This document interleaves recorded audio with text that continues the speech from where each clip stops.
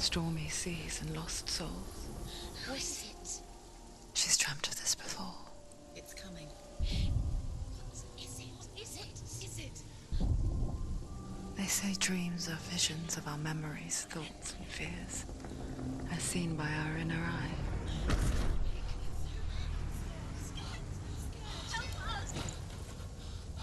But what if each one of us is always dreaming, even when awake?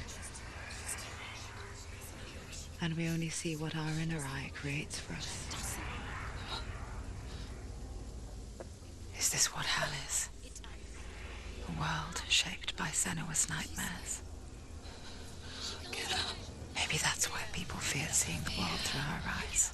Yes, she's scared. Because if you believe that Senua's reality is twisted, you must accept that yours might be too.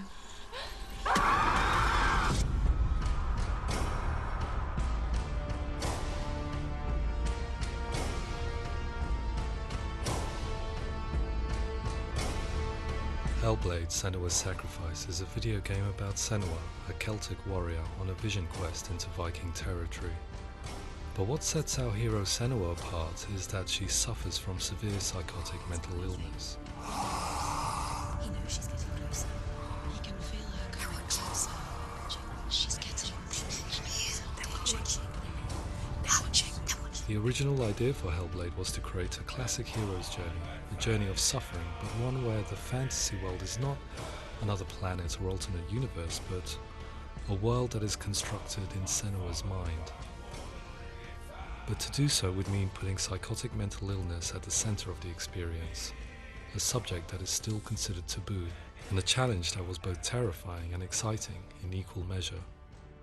In HellBlade, the starting point was a newly discovered Celtic goddess called Senua in Ashwell, Hertfordshire. When first discovered, her name was thought to be Senua, a name which I liked and kept. I wondered if Senua might have been a Celtic warrior like Boudica who stood up to the Romans. While the Romans had conquered all of Europe, there was a group of Celts up in the furthest reaches of the Roman Empire that could not be conquered, the Picts. And so the Romans built a wall, called Hadrian's Wall, that spans across Britain from sea to sea to keep the Pictish barbarians at bay. The Picts were known for their war paint, painted on with woad, and their matted hair clumped with lime. And so Senua would be a barbarian Pict in this image. What's your name? Senua. I haven't seen you before. I don't live home much. Oh, Zenua's daughter. I have to go. Wait. Orkney is off the coast of Scotland and was inhabited by the Picts, steeped in history and mystery, and so I made Orkney Senua's home and set the stage for a crisis. In the late 8th century, the first Vikings landed on the Orkney Islands. The population of the Picts crashed thereafter, replaced by the Norsemen of the 9th century. Were they wiped out? We don't know for sure, but it would seem likely given the reputation of the Vikings. The Northmen's brutality is legendary. High-ranking leaders and chieftains of the tribes they conquered were often offered as sacrifice to their gods. The most brutal of these sacrifices was known as the Blood Eagle. I imagine Senua as a young female warrior who returns home from exile to find her partner, Dillion, brutally sacrificed to a Norse god by these hellish warriors from a faraway land. I imagine the horror of this moment and how it would have dragged her deep into mental torment.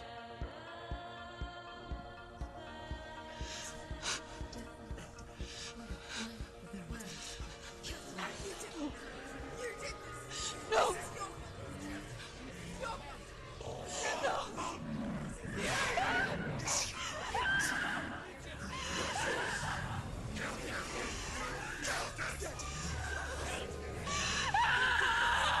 I came to learn that the Celts had a sophisticated and nuanced perspective on the nature of mental disorder. One term they used was Gelt. A Gelt is a man or woman who has been driven mad by a curse, battle trauma, or grief. The Gelt would take to a life in the woods in search of penance, punishment, and purgation. And so Senua became a Gelt, cursed by darkness, looking for redemption in the wilds. Another word the Celts used in reference to mental disorders was druth, meaning fool, or Liar. one who utters the words of God. They tell of the mad sinner who flees battle into exile and takes on a beastly nature, growing feathers on his body. The character called Druth in HellBlade is based on a little-known person called Findan, an 8th century Irish Celt who was captured and enslaved by the Vikings, but eventually escaped to Orkney where he became a monk.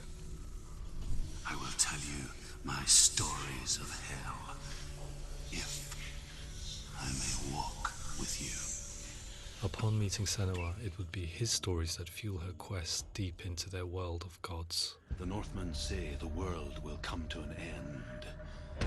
The sun will grow black, the earth will sink into the sea, the stars will disappear, fire and water will meet, flames will play against the sky, the heavens and earth and all the world will be burned, all the gods will be dead, and the warriors of Valhalla and people everywhere. Senua, prepare yourself for Ragnarok, for it is nigh. So the stage was set for a new adventure, a journey into the Norse underworld called Hell, a vision quest fueled by madness and myth, a fantasy that was created by Senua's own mind, and one that we would experience through her eyes. This is your mission. This is your quest. There is nothing else left. To make a game about a warrior with psychotic mental illness as its central theme was fraught with danger. Mental illness such as psychosis is still taboo and rarely acknowledged in a century of cinema, never mind the new medium of games. Where it does feature, it often conflates psychosis and psychopathy associated with a lack of empathy. It is unfortunate that these two words sound so similar that they are used interchangeably in media. I must admit that I didn't have to look very far to discover my own ignorance of the subject. So we reached out to Paul Fletcher, psychiatrist and professor of health neuroscience at University of Cambridge. Psychosis is a descriptive term, and it refers to having a loss of contact with objective reality. So it's characterized by two main sets of symptoms. One of them is hallucinations, where somebody experiences perceptions when there is no actual objective thing out there to perceive. You're already dead. Who are you? And the other is delusions, where somebody comes to very often bizarre, unpleasant, frightening beliefs when there's no good evidence in favour of them. There's no doubt about it. The source of the darkness is in Helheim. And the goddess Hela holds his soul there. We reached out to Welcome, a biomedical research charity that spends billions on research and awareness programs aimed at improving health. Mental health hasn't always been presented in the media in a way that is particularly helpful.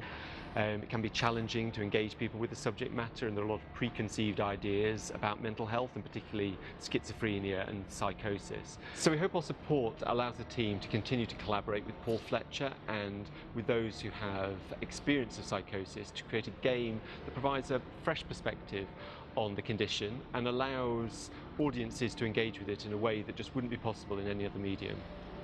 What started out as a brief consultation convinced me that we were only scratching the surface of an immensely deep and interesting subject that could enrich and change the very nature of the game. That's cool. Thanks so much for coming in. Pleasure. Thanks. It's really interesting for me. I'd love to be involved. It's fascinating. Yeah, absolutely. Our understanding of psychosis is still very much a mystery, and ways of treating it are still primitive compared to physical illness.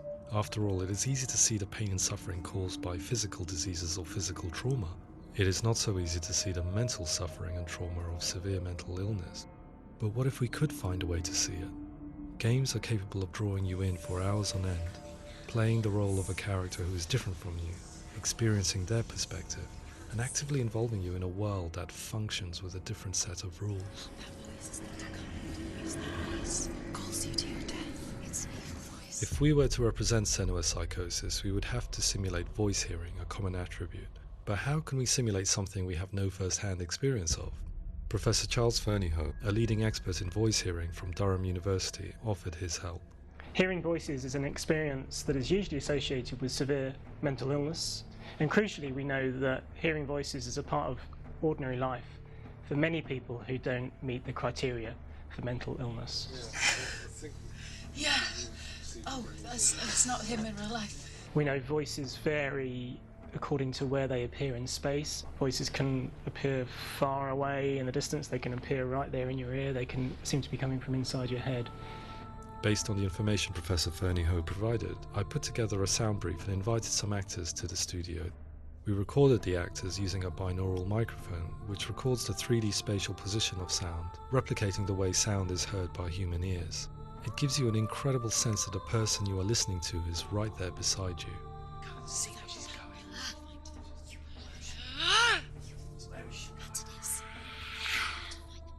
Rachel Waddingham from the Voice Collective came to our studio with 2 young voice hearers to speak to our team. We talked at length about their experiences and they listened to our tests, giving us feedback on how we could improve on it. Everyone hates her. She's cursed. It's very hard to represent what this experience is like, partly because it's such a personal, intense, emotional experience.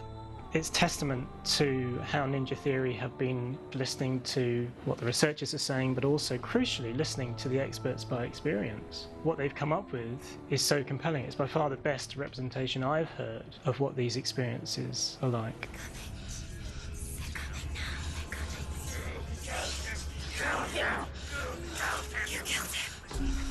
Other common attributes of psychosis are visions and flashbacks. We met with Recovery College East, who work with and care for people recovering from severe mental disorders. A group of service users gave us their first-hand account of what they experience. Sometimes when the visions or what we're seeing is too much, it becomes more difficult until eventually we perhaps don't see anything. The people we spoke to, the stories they told, were fascinating, harrowing and mind-boggling. The reality of what people experienced was vivid, far exceeding what I could possibly have imagined. We went away itching to represent some of these visions and flashbacks in the game. As we all know, my heart is so, love is so far away. Don't you know how I wanna feel deeper? I could never know how you grow, all these days are killing me. Now I see deep in me insanity does unfold. I just wanna feel deeper, deeper. I just wanna feel deeper, deeper.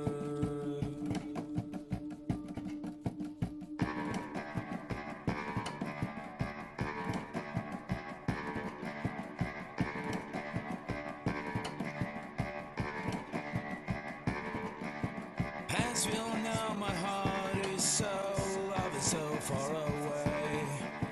Don't you know how I wanna feel deeper? I could never know how you grow, all these days are killing me. Feel like this, read like this, I just wanna live, that's all.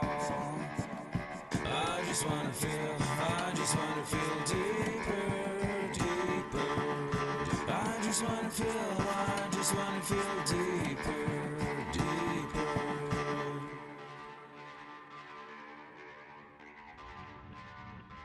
To refine our work, we continue to hold meetings with Recovery College East over the course of a year and a half, showing them what we had achieved so far and refining the in-game representations based on their feedback. With their help, flashbacks, visions and changes in perception were woven into the story and gameplay of Senua. The students that are involved in this project are incredibly excited about being involved. They have described the experience as being important because it values their lived experience and shows that despite what we have been through, all of that experience becomes valid, that actually it's something that we should all be talking about.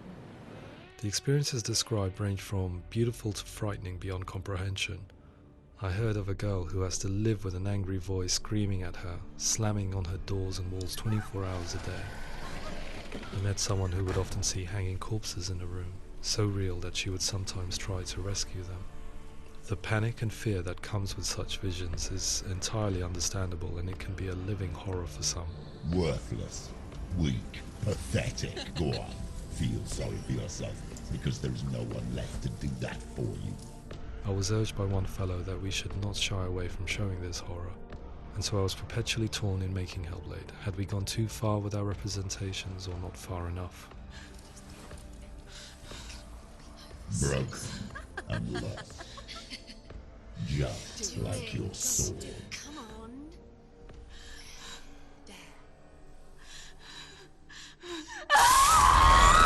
In some ways, voice hearing and visions were the low-hanging fruit, so to speak. There's another aspect of psychosis that is much harder to explain, but one that I think video games are uniquely able to represent, which are often called delusions. People begin to see patterns in the world. They begin to link things that most people wouldn't link.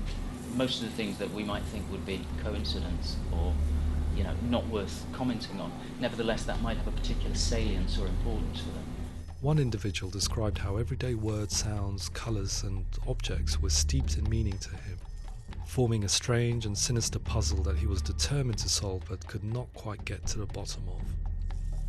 It's not just brain dysfunction. It's not like the system shut down. It's actually an incredibly creative process. The person creates a world populated with voices and phantasms and terrors, and they're completely immersed in it. They believe in it. We often invite people into the studio to play the game. In one of our playtests, they played through much of the game, making associations between runes, secret messages, and the threat of darkness that stalked them. There are many things that happen in the world of HellBlade that make perfect sense within the context of Senua's mind. The dark rot that's killing her slowly from within, the secret runes of the gods that block her path to Helheim, and strange associations that exist in the game to confuse you. To complete Senua's quest, you have to internalize and accept the logic and meaning behind these things to progress. Afterwards they said that they didn't see much evidence of mental illness in the game. People with delusions of all sorts would argue the same thing, that they are not aware of their experience being abnormal in any way. I need this sword. It's important. Representing perception changes and thinking patterns within HellBlade gives us a set of symptoms common in psychosis. But people with lived experience were keen to emphasize another point, that it is wrong to define a person by their symptoms. Quite often, the illness comes not from the symptoms, but from the stigma, isolation and mistreatment that comes about from the rest of society. They say that I'm cursed. What if they're right? I needed someone to portray Senua, someone who could believably internalize her suffering.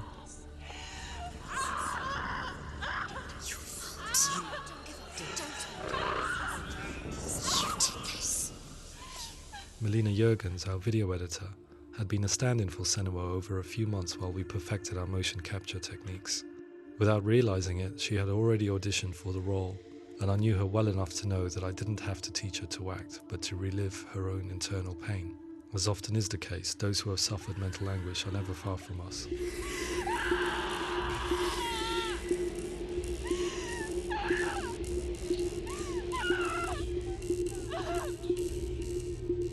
My hope is that by creating a compelling and aspirational character in Senua who feels very much real, albeit in a fantasy setting, we can provide a lens into her reality, a different one to yours, and this is where storytelling comes into play.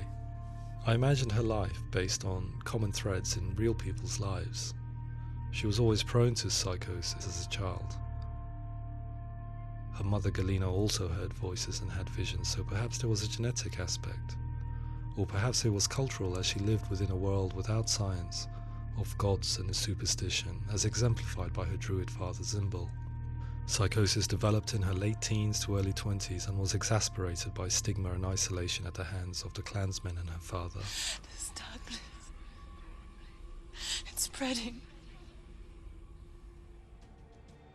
The trauma of seeing her lover Dillian sacrificed tips her over the edge, making her remodel her reality around a concept that connects everything: the darkness.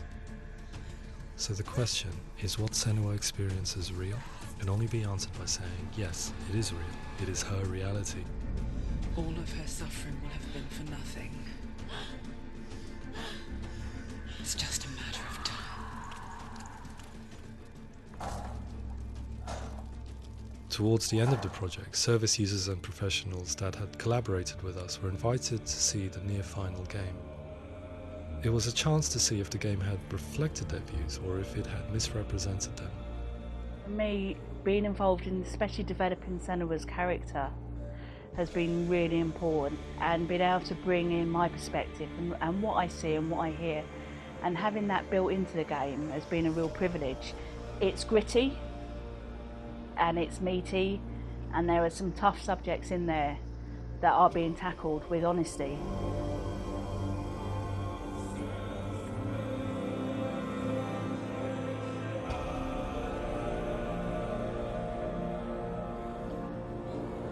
I was blown away by it today, absolutely blown away.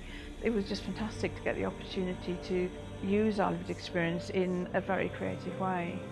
There's nothing tokenistic about the work we've put in. It feels like we've been listened to, things have been taken on board, and I think there was a lot of realism in the game itself, and it feels very authentic.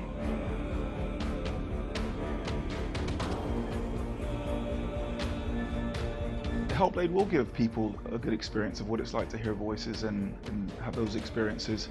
I'm glad that the guys at Ninja Theory kind of asked us to come along and help them build an experience that's positive when it comes out, and get myself a copy and have a go.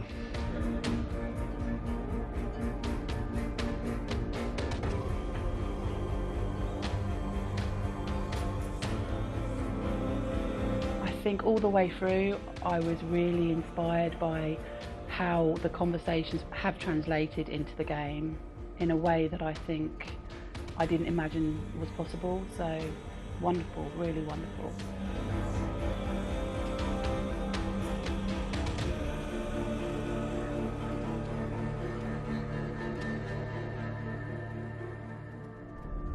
I really hope that others will follow the lead they've set and use the power of something like a video game to change people's perceptions, to increase understanding, and ultimately to make some of the stigma around voice hearing and other experiences go away.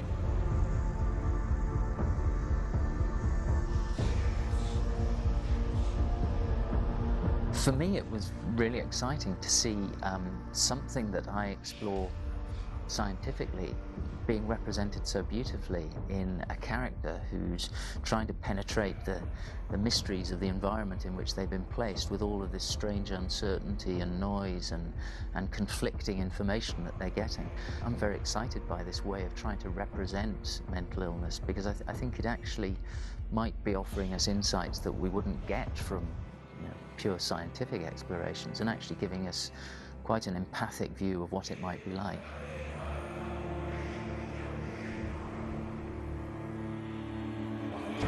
Mental illness has been with us for as long as we have been on this planet, but why? Why hasn't evolution stamped out this weakness from within our gene pool? I often pondered this question until I realized that the question had an inbuilt flaw. It assumes that being and thinking differently is a weakness. The only reason we have computers, spacecraft, medicine, poetry, art, and yes, even video games is because individuals are able to simulate new abstract realities in their minds and share them with the rest of us. We need people to be willing to see differently in order for us to progress and survive as society. And we need to be open to these new ways of seeing. And it is this spirit that motivated me to create Senua's story and share it with you.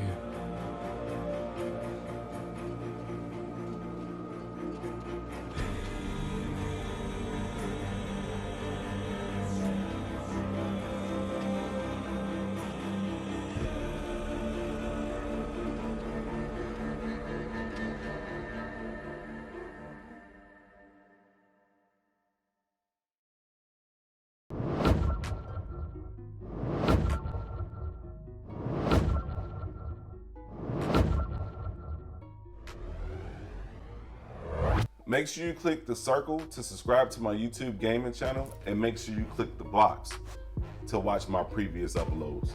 Take care, and thanks again.